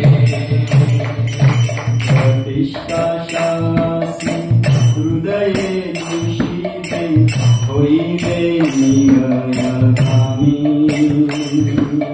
प्रतिष्ठा शासी हृदये दूषिते होइले निगयगामी। प्रतिष्ठा शासी हृदये दूषिते होइले निगयगामी। प्रतिष्ठा शासी हृदये दूषिते होइले निगयगामी। कृपा करो वैष्णव ठाकुर, कृपा करो वैष्णव ठाकुर। कृपा करो वैष्णव ठाकुर, कृपा करो वैष्णव ठाकुर। तुम्हार कंकर अपने जानियो गुरु अभिमान धारी।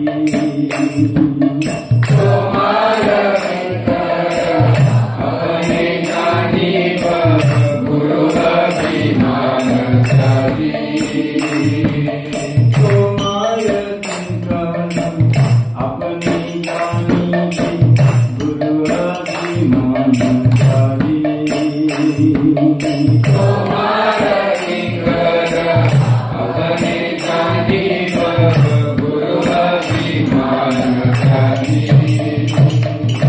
तुम्हार उच्छिष्ट पदचल रेणु सदा निष्कपटे भजी। तुम्हार उच्छिष्ट पदचल रेणु सदा निष्कपटे भजी। तुम्हार उच्छिष्ट पदचल रेणु सदा निष्कपटे भजी। तुम्हार उच्छिष्ट पदचल रेणु सदा निष्कपटे भजी। कृपा करो वैष्णव ठाकुर, कृपा करो वैष्णव ठाकुर। कृपा करो वैष्णव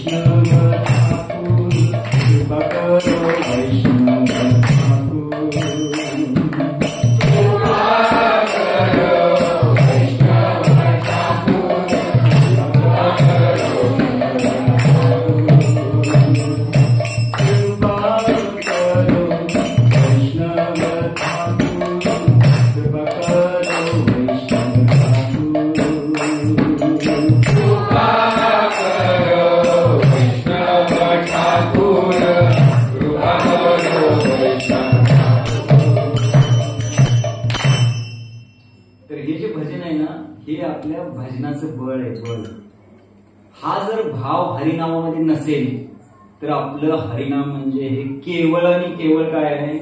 नियम. केवळ नियम की मला 16 माळा जप पूर्ण करायचा आहे. माझा 16 माळा जप कधी होणार? एकदा झाला की माळ कुंतीला आणि आपण एक सुटकेचा श्वास टाकतो. श्वास सुटलो, आजच्या 16 माळा झाल्या, आनंदी आनंदकडे जिकडे जिकडे सोयीकडे. पण हा जर भाव आला ना तर त्या प्रत्येक हरिनामामध्ये आपल्याला एक शक्ती, बळ आपल्या नामाचं बळ हे आहे. भजन जर करायचं असेल तर बळ पाहिजे. श्री गौरनीताईने नाम तर दिलं पण बळ ते कशामध्ये दिले? त्यांनी गुरु शिष्य परंपरेमध्ये दिलं. जो कोणी या गुरु शिष्य परंपरेशी एकनिष्ठ आहे, जो कोणी या गुरु शिष्य परंपरेला रोज प्रार्थना करतो त्या व्यक्तीला बळ मिळतं. म्हणून ही वाक्य काय आपण पाहूया. आणि याच्यामध्ये सगळ्यात मोठा जो भाग आहे, जो लपलेला आहे, तो काय आहे तो तुम्ही मला सांगायचं. मी तुम्हाला भजनाचा अर्थ सांगणार आहे. हा अर्थ झाल्यानंतर याच्यामध्ये कुठला भाग जो रहस्यमय आहे आणि सगळ्यात मोठं रहस्य आहे, आणि ज्यानं हे रहस्य जीवनामध्ये पालन केलं तो व्यक्ती या जगात राहून भगवत धामात आहे. तो व्यक्ती या जगात आहे पण भगवत धामात आहे, आणि त्याचं रहस्य या भजनामध्येच आहे. तर मी तुम्हाला अर्थ सांगतो, ध्यानपूर्वक ऐका. हा अर्थ झाल्यानंतर तुम्हाला सांगायचं याच्यामध्ये रहस्य कुठे लपलंय. ठीक आहे. तर पहिलं म्हणले की वैष्णव ठाकूर. वैष्णव ठाकूर म्हणजे जे कोणी गुरुशिष्य परंपरेमध्ये, विशेष करून हे भजन आपण जर त्या दिवशी गायलं, रोजच गायचं, पण जर त्या दिवशी गायलं ज्या दिवशी एखाद्या आचार्याचा आविर्भाव किंवा तिरोभाव दिवस आहे, जसा आज श्री जीव गोस्वामींचा आविर्भाव दिवस आहे, तर आजच्या दिवशी आपण त्यांच्या चरणाशी प्रार्थना करतो, हे वैष्णव ठाकूर तुम्ही काय करा, कृपा करा. आता त्यांची कृपा काय आहे त्याचं वर्णन एका याच्यामध्ये वर्णन केलं. पहिलं म्हणतायत की संबंध जानिया भजिते भजिते अभिमान भय दूर. आपल्या हृदयामध्ये एक मोठा अभिमान आहे. कोणता अभिमान? एक अभिमान आहे की मी कोणतरी, मी डॉक्टर आहे, मी वकील आहे, मी शेतकरी आहे, मी गृहस्थ आहे, हा एक अभिमान आहे. तो पहिलं म्हणतायत की ज्या वेळेला मी हे गुरुदेव किंवा हे वैष्णव ठाकूर, ज्या वेळेला भगवंतांशी माझा काय संबंध आहे हा तुमच्या कृपेने मी जाणेन, आणि भजिते भजिते अशा पद्धतीने मी जेव्हा भजन करेन, जेव्हा मी जप करेन, भगवंतांची सेवा करेन, माझ्या हृदयातला अभिमान दूर निघून जाईल. कोणता अभिमान? जी उपाधी आहे. पुढं आम्ही तो वैष्णव, आम्ही तो वैष्णव एक बुद्धी होईले. ज्यावेळेला मी स्वतःला वैष्णव समजतोय, ध्यानपूर्वक ऐकून घ्या, ज्यावेळेला मी स्वतःला वैष्णव समजतो आणि ही माझी बुद्धी होते की मी वैष्णव आहे, मी वैष्णव आहे, अमानीय ना हब मानी, मी कुणालाही मान देणार नाही. आता तर मी वैष्णव आहे, मला तुम्ही मान द्यायचं, मी वैष्णव आहे ना. प्रतिष्ठाशा आशा, अशा पद्धतीने ही प्रतिष्ठा, ही मान, पूजा, लाभ, प्रतिष्ठा मी घेतो. मी वैष्णव आहे, मी दुसऱ्या कुणाला सन्मान नाही देणार, सगळ्यांनी मला सन्मान दिला पाहिजे. आम्ही तो वैष्णव एक बुद्धी होईले. मी वैष्णव आहे, ही बुद्धी जेव्हा येते ना तेव्हा आपण दुसऱ्याला मान देत नाही, मान घेतो, आणि त्याच्यामुळे आपलं हृदय काय होतं, दूषित होतं. प्रतिष्ठा अशा अशी की अशी प्रतिष्ठा, पूजा, लाभ, प्रतिष्ठा आपल्यावर येते, आपलं हृदय दूषित होतं, हायवे निरयगामी, आणि आपला रस्ता नरकाच्या दिशेने जातो. काय समजलं स्वतःला? वैष्णव समजलं. आपण वैष्णव नाही आहोत. कोण आहोत आपण? आपण कोण आहोत? आम्ही तो किंकर, तोमार किंकर आपण जाणीवे. तोमार किंकर, माझी खरी ओळख काय? मी तुमचा किंकर आहे. किंकर म्हणजे काय? किंकर म्हणजे काय प्रभू? मोरे प्रभू, किंकर म्हणजे काय? किंकर म्हणजे दास. कोणाचा दास? माझा सोडून सगळ्यांचा. मी काय म्हणते, मी कोणाचा दास आहे? मी सोडून, मी जर सोडलं तर या पृथ्वीच्या पाठीवर किती लोक आहेत? त्या सगळ्यांचा मी दास आहे. आम्ही तो किंकर, त्याला किंकर म्हणतो. किंकर म्हणजे मी तो गुरूंचा दास, बाकीचा बॉस नव्हे. किंकर या शब्दाचा अर्थ आहे की मला जर सोडलं, जो मी म्हणतो ना आम्ही तो किंकर, जर मी जर सोडलो तर मला सोडून या पृथ्वीच्या पाठीवर जितके बी काही दिसतेत ना त्या सगळ्यांचा मी किंकर आहे. तर म्हणतायत तोमार किंकर आपण जाणे. ज्याला मी समजेन की मी तुमचा किंकर आहे, मी सगळ्यांचा किंकर आहे, आपण जाणीवे. गुरु अभिमानित आहे. गुरु म्हणजे स्वतःला मोठं समजणं. स्वतःला मी काहीतरी मोठं समजणं किंवा स्वतःला मी गुरु समजणं. गुरु म्हणजे मोठं समजणं. मी कोणतरी आहे, मी फार सर्वश्रेष्ठ भक्त आहे, मी एका जागेवर बसून 16 माळा जप करतो. आजपर्यंत मी कधीही मंगलवती चुकवलेली नाहीये. आजपर्यंत मी ज्या दिवशी गळ्यामध्ये माळ टाकलेले कधीही कांदा लसूण खाल्लेलं नाहीये. तुम्ही काय सांगताय? माझ्यासाठी भक्ती मी करू शकता का? हा श्रेष्ठ वैष्णव आहे मी. गुरु अभिमान आहे, म्हणजे गुरु अभिमान. स्वतःला मी गुरुत्व, स्वतः मी मोठापणा घेतोय.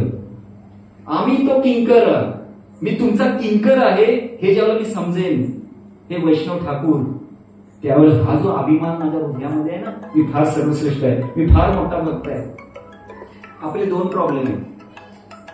एक प्रॉब्लेम काय? एक तर आपली साधना चांगली होत नाही म्हणून समस्या.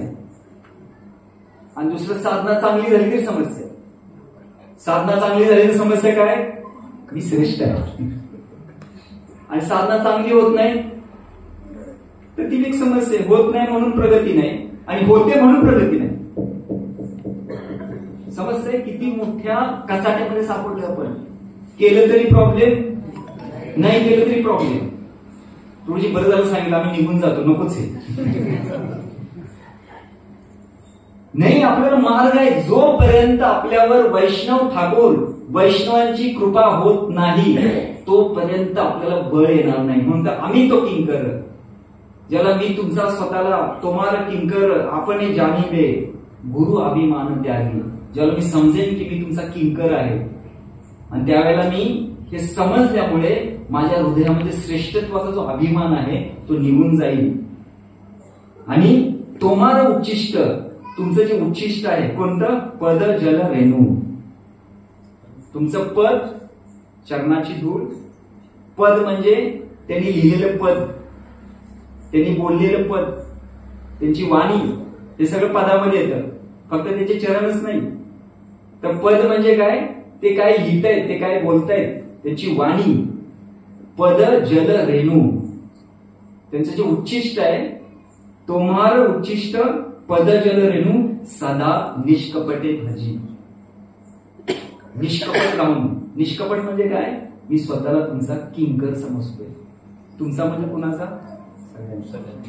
सगळ्यांचा मी स्वतःला किंकर. ज्या वेळेला ही गोष्ट होते ना त्यावेळेला गुरु अभिमान, श्रेष्ठत्वाचा अभिमान निघून जातो.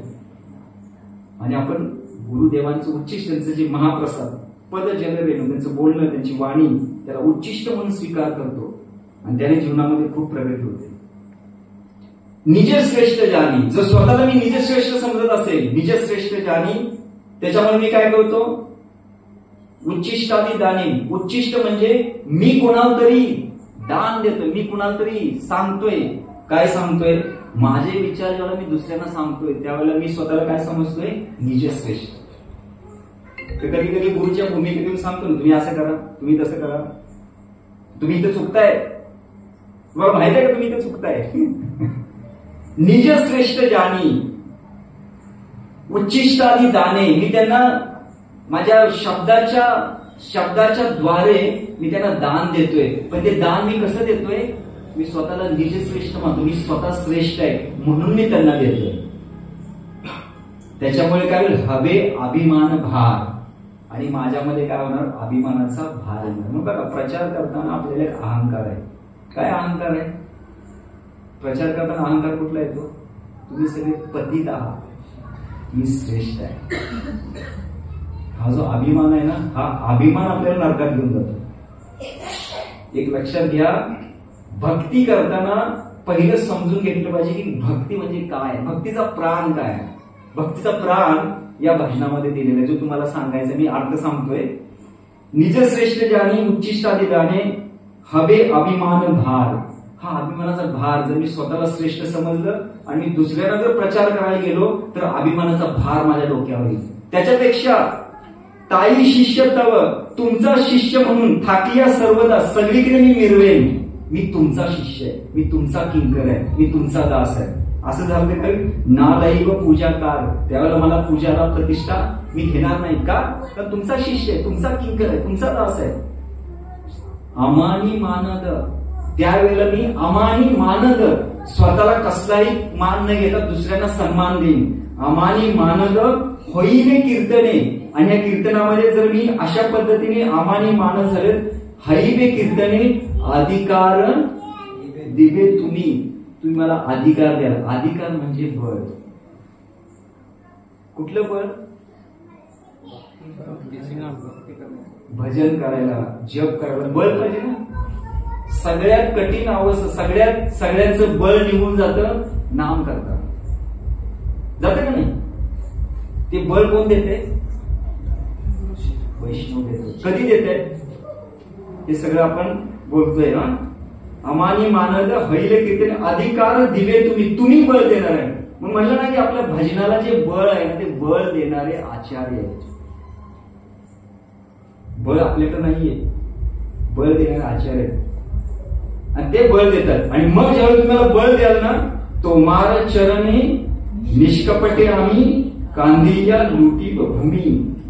तुमच्या चरणाशी निष्कपट होऊन मी काय करेन, कांदिया म्हणजे रडत रडत मी भूमीवर लोटांगण घेत मी तुमची चरण पकडेन. कृपा करो वैष्णव ठाकूर, कृपा करो वैष्णव ठाकूर. तर अशा पद्धतीने भजन, अशी अनेक भजनं आहेत. आणि भजनं आपल्या भजनाचं बळ. भजनं हा भाव देतात. हरिनाम मुखातून निघणार आहे पण भाव भजनं देतात. जर भजनातला भाव जर आपण ग्रहण नाही केला तर आपल्या हरिनाम जपाला बळ नाही मिळणार. वर्षानुवर्षे केवळ नियम नियम नियम नियमच करत राहणार. आणि ते नियम नियम करून काय होत नाही. होतं काय, सुकृती मिळते. मग आपल्या धनलाभ, पूजा लाभ, प्रतिष्ठा लाभ हे सगळं मिळतं पण भक्ती लाभ होत नाही. भक्ती लाभ होत नाही. तो जर हवा असेल तर या भजनामध्ये सार लपलेलं आहे, एक रहस्य लपलेलं आहे. ते रहस्य काय आहे ते सांगा. ते ऍक्च्युली बळ आहे. ते जर मिळालं तर आपण त्वरित प्रगती करू. त्वरित काय म्हणलंय, संबंध जानिया भजिते भजिते अभिमान होय दूर. त्वरित तो व्यक्ती त्याचा अभिमान दूर होईल संबंध जाणून. तर वैष्णवाची कृपा आपल्याला मिळते. तर काय संबंध, आम्ही तो किंकर आहे का, तोमार किंकर हे रहस्य आहे. दीक्षेच्या वेळेला नाव कुठलं दिलं जातं, मोरे प्रभू दीक्षेच्या वेळेला नाव कुठलं दिलं जातं, काय नाव दिलं जातं, दास. पुढे शेवटी दास. शेवटी दास. पहिलं काय देतं, त्या नावाच्या प्रथम नावाच्या पहिलं काय देतं, काय देतं पहिलं नाव काय देतं, दास नंतर देत. दास म्हणजे त्या नावाला जोडून दास देतात. दासाच्या अगोदर काय, कुणाचं नाव, भगवंतांचं नाव. म्हणजे कुणाचे दास, आपली दीक्षा होते त्यावेळेला आपण कुणाचे दास असतो, केवळ भगवंतांचे नाही, कुणाचे दास, नुसतं आचार्यांचे नाही. मला सांगा तुम्ही त्या प्रभूजींना काय म्हणता, तुम्ही त्यांचं नाव काय,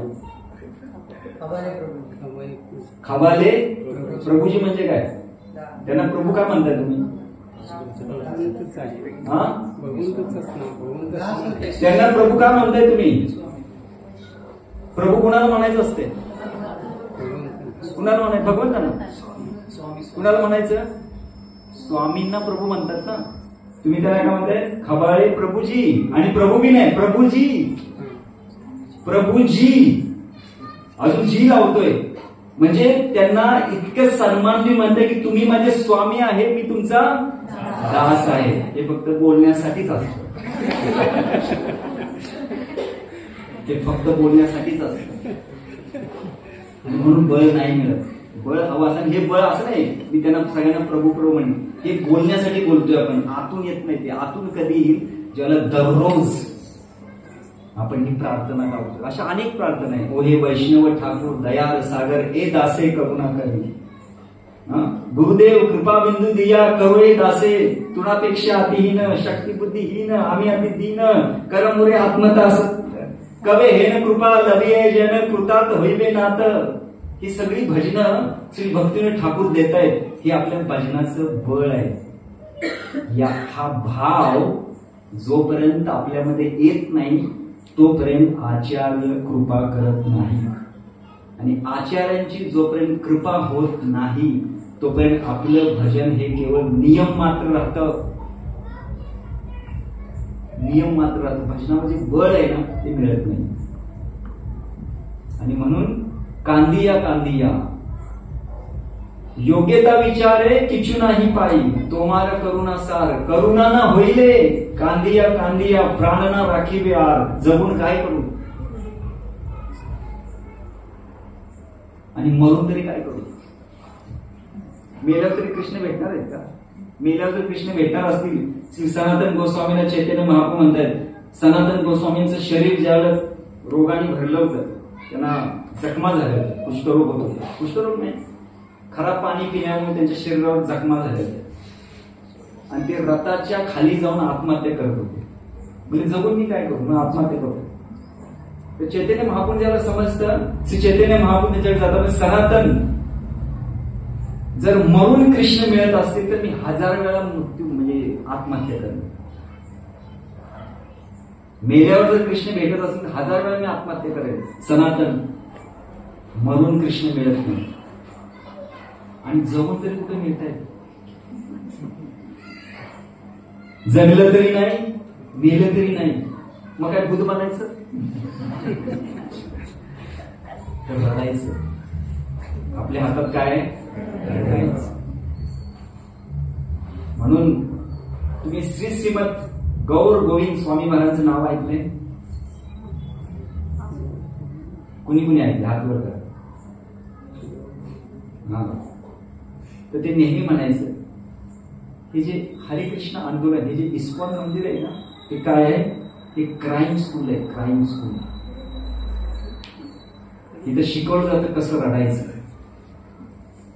प्रभूजी अहो हे काय हे नवीन नाहीये, माहिती नाहीये. रडल्याशिवाय कृष्ण मिळत नाहीत आणि रडायचं नाटक करू शकत नाही. तर रडायचं नाटक केलं तर कृष्ण आतच बसले ना. सगळ्यात जवळ कोण आहे? कृष्ण आहे. त्यांना माहिती आहे नाटक नाटकी आहे का? श्री भक्तिसिद्धांत स्वामी ठाकूरांना एक शिष्य म्हणाला की तुम्ही म्हणताय रडलं पाहिजे, रडायलाच येत नाही. ते म्हणाले रडायला येत नाही म्हणून रड. श्री श्रीमद गौर गोविंद स्वामी महाराज म्हणाले हे इस्कॉन हे क्राईम स्कूल आहे. तिथे शिकवलं जातं कसं रडायचं. आणि सगळी भजनं आहेत ना त्या भावनेमध्ये. त्या सगळ्या भजनांचं एकच आहे की डोळ्यातून अश्रू बाहेर यायला पाहिजे. की आम्ही तो किंकर, मी तुमचा किंकर आहे. आम्ही तो वैष्णव. मी जर स्वतःला वैष्णव समजतो तर मी नरकात जाणार. आणि आपण मिरवतो ना मी वैष्णव आहे. कसं सांगतो सगळ्यांना? मी वैष्णव आहे प्रभूजी, मी वैष्णव. आणि प्रतिष्ठा अशा सगळ्यांनी म्हटलं पाहिजे तुम्ही वैष्णव आहे का म्हणा. होईबे निरय आम्ही नाही, आम्ही तो किंग. आपली एकच ओळख आहे, मी सोडून सगळ्यांचा मी कोण आहे? हे बळ आहे बळ. आणि हे सहज शक्य नाही. हे सहज शक्य नाही. ह्याच्यासाठी दररोज आपल्याला आपल्या संपूर्ण गुरु शिष्य परंपरेला किंबहुना आपण ज्यांना गुरु मानतो, दीक्षा झाली असेल या ते दीक्षा नाही झाली असेल, ज्यांना आपण गुरु मानतो त्यांच्या चरणी ही प्रार्थना केली पाहिजे. गुरुदेव कृपा बिंदुया करोई दासे. आणि सगळी प्रार्थना आहे ना कोणत्या भावनेत आहे? मी तुमचा किंकर आहे. हा किंकर हा भाव आहे ना, रहस्य आहे. रहस्य हे ज्याला बाजूला जातं ना, किंकर हा भाव ज्याला बाजूला जातो ना, त्याला आपण स्वतःला काय ते समजतो. पण नाम प्रभू आपल्याला कृपा देत नाही. ती जसं काल म्हणत होता ना, हरिनाम प्रभूंना आपल्या हृदयातील अनर्थ काढण्याची शक्ती हरिनाम प्रभूमध्ये नाही का? आपल्या हृदयामध्ये किती अनर्थ आहे, एवढी शक्ती हरिनाम प्रभूंच्या मध्ये नाहीये. काय मोरे प्रभूंचं काय म्हणणं आहे याविषयी? नामाची शक्ती किती आहे? निज सर्व शक्ती. भगवान श्रीकृष्ण म्हणाले ज्यावेळेला नाम मी खाली पाठवलं त्यावेळेला माझ्यापासली जेवढी शक्ती आहे सगळी शक्ती त्या हरिनामामध्ये मी टाकली. जेवढी सगळी शक्ती. भगवंताची शक्ती किती आहे? अफाट आहे.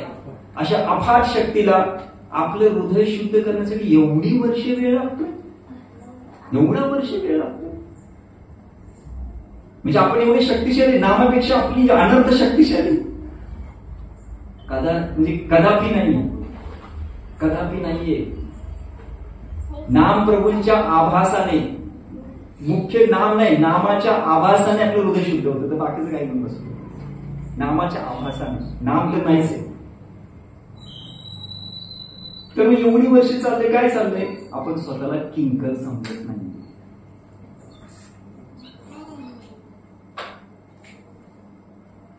आणि एवढं ऐकून तुम्ही 1-2 तास किंकर म्हणा, तिसऱ्या वेळेला म्हणा बास झाला का प्रभू. एवढं सोपं नाहीये, एवढं सहज नाहीये. म्हणून आपल्याला दररोज न चुकता या प्रार्थना कराव्या. आणि विशेष करून ज्या दिवशी आचार्यांचा आविर्भाव आणि तिरोभाव दिवस असतो ना, त्या दिवशी आपण त्या आचार्यांच्या, जसं श्री जीव गोस्वामी आहेत, त्यांच्या चरणी आपण प्रार्थना केली पाहिजे की तुम्ही, कारण ते कधीही त्यांना एवढा सन्मान मिळतो. त्यांना जसं आपले बघा आपले गुरु महाराज इकडे येतात, त्यांच्या आजूबाजूला किती गर्दी असते भरपूर, पण ते कधीही किंकर अभिमानातून दूर नाही. मी किंकर आहे, किंकर म्हणून ते सन्मान घेत आहेत. ते स्वतःला नेहमी भगवंतांचा दास समजतात आणि सगळं घेतात. आपलं तसं नाही. आपल्याला एक हार आलाय वाटतं मी प्रभू झालो. आपली अवघड अवस्था आहे. भक्ती केली तरी समस्या, भक्ती नाही केली तरी समस्या. भक्ती केली तर अभिमान होते, भक्ती नाही केली तर आपल्या वाटच लागणार. म्हणून प्रार्थना, म्हणून कृपा, कृपा करो वैष्णव ठाकूर, कृपा करो वैष्णव ठाकूर, हा ध्यास.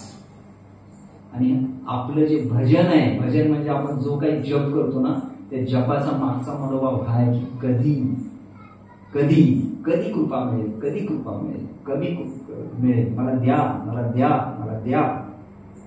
याला म्हणायचं प्रार्थनापूर्वक जप. प्रार्थनापूर्वक जप म्हणजे ही प्रार्थना, आपल्या भजनाचं बळ हे आहे. आणि हे ज्या वेळेला म्हणलेलं ते अमानी मानद हैल कीर्तनी अधिकार दिवो तुम्ही, ज्या वेळेला आपले संपूर्ण आचार्य, संपूर्ण गुरु शिष्य परंपरा, ज्या वेळेला हा मनोभाव वर्षानुवर्ष ज्याला आपल्यामध्ये बघतात की हा अतिशय निरंतर हा प्रार्थना करतोय, अधिकार दिले तुम्ही, त्यावेळेला आपल्याला अधिकार देतात. आणि तो अधिकार म्हणजे आपल्याला काय आहे, आपलं जे कीर्तन आहे ना ते पूर्ण निष्कपट होतं. आणि कीर्तनीय सदा हरी. कीर्तनीय सदा हरी सोपं नाहीये. त्याच्या मुखातून आहे ना त्याची जीभ धरावी लागली. ते बोलायचं नाही, हरिनाम बोलतो हा तरी बोलणार. आता आपल्या जिभेला हलवावं लागतं, हाल हाल बोल बोल, त्यावेळी त्या जीभ धरावी लागेल. तर त्यासाठी ते रहस्य की किंकर, स्वतःला दास समजून प्रभुपादाने या संस्थेमध्ये दुसऱ्याला प्रभू प्रभू प्रभू असं म्हणायला शिकवलेलं आहे. त्याला कारण हे आहे की जेव्हा आपण त्यांना प्रभू म्हणतो तेव्हा समजलं पाहिजे की आता मी त्यांचा दास आहे आणि मला दास भावनेत राहायचं आहे. तुम्हाला प्रभूजी उद्यापासून प्रभू म्हणणारच नाही, नको कशाला, आपलं नाव घेऊया ना, तर भक्ती तर होणारच नाही. मग तर संबंध जाणिया भजिते भजिते अभिमान हय दूर. जेव्हा हा संबंध मला समजतो की मी भगवंताचा किंकर आहे, मी आचार्यांचा किंकर आहे, मी सगळ्या भक्तांचा किंकर आहे, भजिते भजिते अशा पद्धतीने मी तुला भजन करतो, भक्ती करतो, अभिमान हय दूर, माझ्या हृदयातला सगळा अभिमान, सगळे आनंद फटाफट दूर निघून जातो. संबंध नाही कळाला आणि आपण स्वतःला मी हा आहे, मी तो आहे, मी वैष्णव आहे, हा सुद्धा खूप मोठा अहंकार आहे. आपण वैष्णव कधी बनू शकत नाही, आपल्याकडे शक्ती नाहीये वैष्णव बनण्याची. केवळ तिलक लावला, कंटेमाळ लावली, धोती कुर्ता घातला म्हणजे वैष्णव नाही बनत आपण. आणि हे वाक्य तुम्हाला आवडणार नाही ऐकण्यासाठी, कारण आपल्याला आता पण काय ऐकायला मिळतं, तिलक लावा, कंटेमाळ घाला, धोती कुर्ता घातला वैष्णव. बाहेरून प्रल्हाद, आतून हिरण्यकशिपू. आतून प्रल्हाद म्हणायला पाहिजे आपल्याला. आणि आतून प्रल्हाद कधी बनेल, हा भाव, या प्रार्थना हे दररोज न चुकता आपण हे करणं गरजेचं आहे. आणि जर नाही केलं तर मग वेळ लागेल, खूप वेळ लागेल. भक्ती ही निश्चित फायदेशीर आहे, पण अनेक अनेक काल, अनेक अनेक जन्म जातील आपल्याला ती पूर्णत्व प्राप्त करण्यासाठी. पण जर एखाद्या व्यक्तीला वाटत असेल की याच जन्मात, असे काही भक्त असं ना प्रभूजी याच जन्मात, तर ठीक आहे, याच जन्मात आहे ना, मग हा मनोभाव. म्हणून प्रभुपाद म्हणाले की ज्या व्यक्तीला वाटतं की याच जन्मात भगवत धामात जायचंय, तर त्यांनी एकतर सिन्सिअर, सिरियस आणि विदाउट अल्टेरियर मोटिव्ह, प्रामाणिक, गंभीर आणि दुसरी कोणती इच्छा नाही, एकच इच्छा, आम्ही तो किंकर. असा जर तो प्रामाणिक असेल आणि गंभीर असेल तर श्री प्रभुपाद म्हणाले तो याच जन्मात भगवत प्राप्ती करेल, याच जन्मात. पण जर ते नसेल आणि आपण आपल्या वैष्णवांच्या त्या ह्याच्यामध्ये निर्वत असू, मी वैष्णव आहे, मी वैष्णव आहे, मी वैष्णव आहे, तर मग कठीण जातं. आपल्या बोलण्यात चालण्यातून दिसतं. एखादा व्यक्ती नियम तोडतो, एखादा व्यक्ती कांदा लसूण खातो, एखादा व्यक्ती मांसाहार करतो, हे बघितल्यानंतर आपल्या हृदयामध्ये ना, जो वैष्णव असतो ना, हे सगळं बघितल्यानंतर आपल्या हृदयामध्ये काय येते, दया येते. जेव्हा वैष्णव बनतो त्यावेळेस. आणि एखादा मांसाहार खाणार आपल्याला दिसला तर आपल्या स्थिती वाटतं हा पतित आहे, हा पतित आहे म्हणतो, पापी व्यक्ती हा काय करतो का, काही नाही. हा जप करताना झोपतो, त्याला काय माहित आहे. हा वैष्णवाचं हृदय नाहीये, दया वाटते, दया. आपण कोणाला प्रचार करायला लागलो की हा ते बाहेर आणले का, म्हणजे खात. हा वैष्णव असा नसतो, वैष्णव असा असतो. हे भजन आहे ना, हे भजन वैष्णवाचं हृदय प्रकट करत. आम्ही तो किंकर तुम्हाला चरण धरी, ओ हे वैष्णव ठाकूर, दयार सागर हे दासे करुणा करी. या दासावर करुणा करा. गुरुदेव कृपा बिंदू दिया, करोई दासे तुनापेक्षा अतिहीन. सकल सहने बल दिया करो, निज माने स्पृहाहीन. माझी स्वतःची काही इच्छा नको मला. सकले सम्मान करीते शक्ती, देहनात येतायत. सगळ्यांना सन्मान करण्याची शक्ती द्या. तबे तो गाई हो हरिनाम सुखे. त्यावेळेस मी सुखाने हरिनाम करू शकतो, अन्यथा नाही. म्हणून वैष्णव बनणं सगळ्यात मोठी तपस्या आहे. वैष्णव बनणं खूप कठीण कार्य आहे. आतून बाहेरून इमिजिएट धोती कुर्ता घातला, तिलक लावला, कंठीमाळ घातली, एकदम फसलाच वैष्णव, शिका बिकाय मजबूत नाही. आतून जर वैष्णव बनायचं असेल तर हा मनोभाव आपल्या भजनामध्ये यायला पाहिजे. आणि ह्याच्यासाठी अनेक वर्ष आपल्याला ही प्रार्थना करावी लागते, दररोज न चुकता. एका दिवसाचं काम नाही, दररोज न चुकता. मग बघा हरिनामाचं बळ त्या नामाला तिथून येत. नाम तर दिले गौनीताईंनी, सगळ्या शास्त्राचं सार्थ आपल्या समोर प्रकट केलेलं आहे. पण त्याचबरोबर गुरु शिष्य परंपरा आपल्याला बळ देते. आणि ते बळ म्हणजे काय, त्या संपूर्ण गुरु शिष्य परंपरेचे आपण किंकर आहोत. ही एकनिष्ठता, हा आचार्य अभिमान, ही आचार्य निष्ठा ज्याच्याकडे आहे तो व्यक्तीचं भजन अतिशय सुंदर असणार. पण ज्याच्याकडे हा आचार्य अभिमान नाही, आचार्य निष्ठा नाही, हा किंकर भाव नाही, त्याच्यासाठी भजन करणं कठीण जातं. आणि त्याची प्रचिती आपल्याला दररोज येते. ज्या वेळेला हातात माळ आली की काय अवस्था असते. माळ हातात घेतली की दुःख, सोडल्यावर सुख. जप तसा होतो तर वाटते बास, एवढा आनंद. जप झाल्यावर आनंद, जप करताना दुःख, जप झाल्यावर आनंद. पण हा भाव आल्यानंतर ज्याला माळ ठेवून दुःख वाटेल आणि जप करताना सुख वाटेल, उलट होईल. हा मनोभाव आहे. तर बळ हे आचार्यांच्या कृपेने येते. आचार्यांची निष्ठा, गुरुनिष्ठा, आचार्यनिष्ठा असणं हे आपल्या भजनाचं बळ आहे. जर आपण त्यांना प्रार्थना करू, त्यांची वाणी ऐकू, त्यांच्यासमोर रडू आपण, तेव्हा ते बळ देतात, अधिकार देतात. तो अधिकार आपल्या भजनाचं बळ आहे. भजन करायला मग आपल्यासाठी कठीण नाहीये. जर कठीण होत असेल तर ह्या गोष्टी ह्या आपण पालन केल्या पाहिजे. हरे कृष्ण. हरे कृष्ण.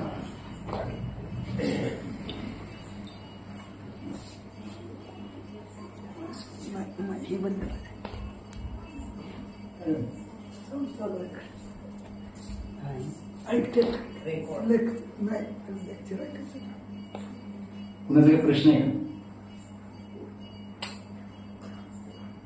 बुझे भी ना बुझे.